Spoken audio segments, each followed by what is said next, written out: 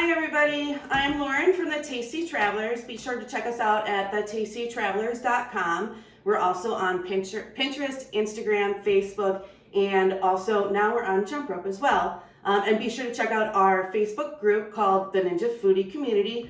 We post a bunch of recipes, tips, and tricks in our group that can be really helpful for you. Okay, so for today, we are going to be making one very basic recipe. It's a really good recipe to get started with if you just received your Ninja Foodie. So we're using the Ninja Foodie Deluxe model, and we're gonna make rice, just regular plain white rice. I will say that I just started using the Ninja Foodie to make rice because I've always made it on the stove. It seems like it's really easy to make on the stove, so why bother making it in the Ninja Foodie? Until now. So it is incredibly quick, and also, you can ask my husband, the rice comes out better. I have a tendency to be a stirrer. I like to stir the rice, every 4 to 5 seconds. And by the time I'm finished stirring the rice and it's finally cooked, it's kind of like mush at that point. I just can't help myself with the stirring. So in the Ninja Foodie, you can't stir it, so you can't mess it up, which is a win in my book. Okay, so today we are going to just make regular white rice. I'm using I believe it's a medium grain white rice. There's nothing fancy about it. It's just regular store-bought white rice. Okay, so the first thing you're gonna do is you're gonna open up your Ninja Foodie pressure cooker, and you wanna make sure that you have your insert pot inside. Always, always, always make sure that you have that in the pot before cooking anything. And we're gonna be adding 1 1/4 cups of chicken broth. So I actually use Better Than Bouillon, so it's water mixed with a low sodium Better Than Bouillon chicken flavored broth. So you're gonna go ahead and add that to the pot. Because it's Better Than Bouillon, it sometimes does have a little bit of extra yellow coloring that doesn't mix right away. So don't panic if you see that in there. Next thing that we're gonna add is just 1 cup of regular white rice. You can rinse your rice. It does take away some of the starchiness that you may not want added. I didn't rinse the rice. For some reason, I've never rinsed rice. It is recommended, so rinse your rice if you'd like to. Just go ahead, pour that right in the pot. Next up, we have 3/4 of a tablespoon of salted butter. You can use unsalted if you'd prefer. And then I've got a 1/4 teaspoon of salt, 1/4 teaspoon of pepper. You're gonna go ahead and give that a stir. I'm using a silicone, it's like a stir spatula. This is my favorite tool to use in the Ninja Foodie because it never scratches anything. It is silicone, and then the handle is rubber. So even if I bang it on the pot, it's not gonna scratch it with the metal handle. I have never used metal in the pot ever. I don't recommend it because it will chip the inner pot.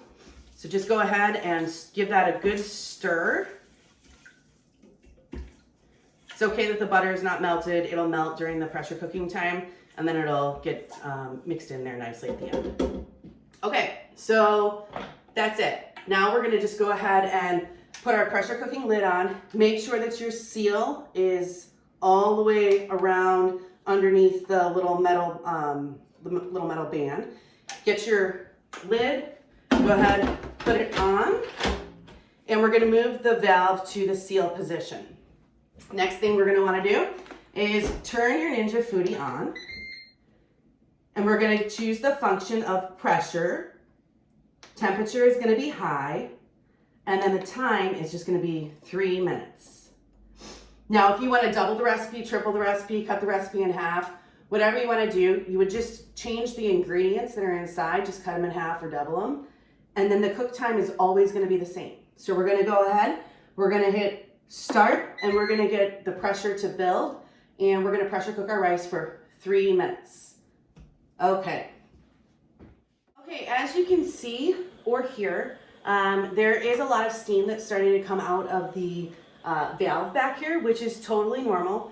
Almost every time that you start pressure cooking, you're gonna start to see the steam coming out of the valve, which is good. What you don't wanna have happen is to have any steam coming from the rim of your pot between the lid and the actual pot itself.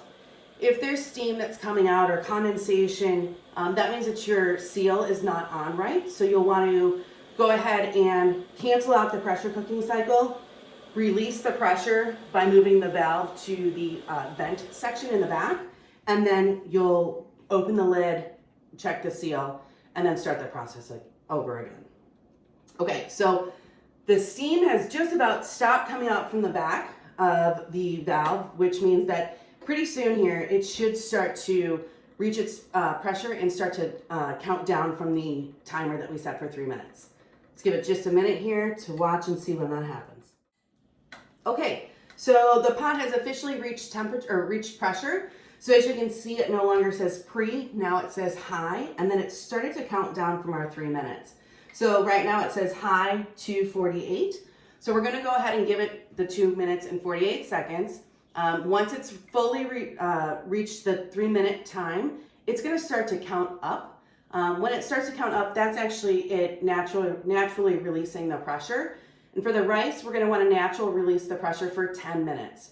So once this goes down to 0 and it says done, you'll hear the little beeping go off. Then we're going to wait until it counts up all the way to 10 minutes. After the 10 minutes, we will go ahead and quick release any remaining pressure.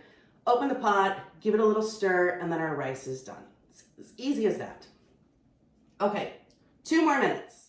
Okay, so now we are down to 4 seconds. 2, 1. Okay, so it beeped, and now it says done.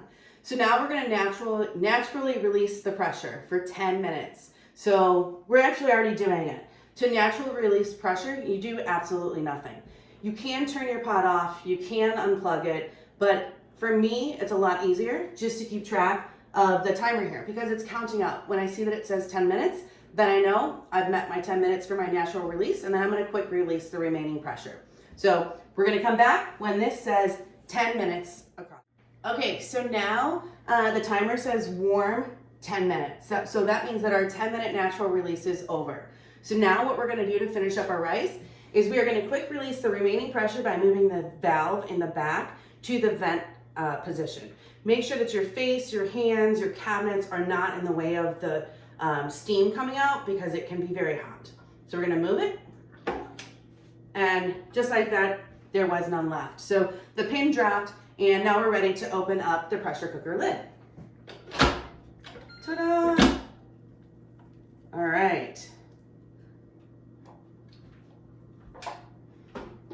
So we've got our rice, it's finished in the pot. And now all that's left to do is to stir it and kind of fluff it up. So it's not recommended to use a regular spoon to do that because it kind of breaks the rice open and it becomes a little bit mushy. I'm gonna go ahead and use my little spatula silicone tool here that I've got. You can use a plastic fork, like a big plastic fork, or a wooden fork, wooden spoon. I don't recommend any kind of metal utensils inside of the pot. So I'm gonna go ahead and use my little silicone guy here and give it a little stir. All right, so we're gonna stir it up just a little bit to separate it from the pot. Nothing has stuck to the bottom, which is fabulous. And each grain of rice is a separate little piece by itself. Usually when I make it on the stove after stirring, it's become mush. So let me see if I can grab pot holder here and see if I can show you. All right, so you should be able to see it doesn't stick to the bottom. It's jiggly, and all of the individual grains of rice are separated, which is exactly what we're looking for. Okay, so that's an easy, quick recipe for you to give a try. We'll go ahead and we'll keep making videos. We'll post them on YouTube. Be sure to check out the Tasty Travelers at thetastytravelers.com for more recipes, as well as find us on Pinterest, Instagram, YouTube, and now on Jump Rope as well. Thank you.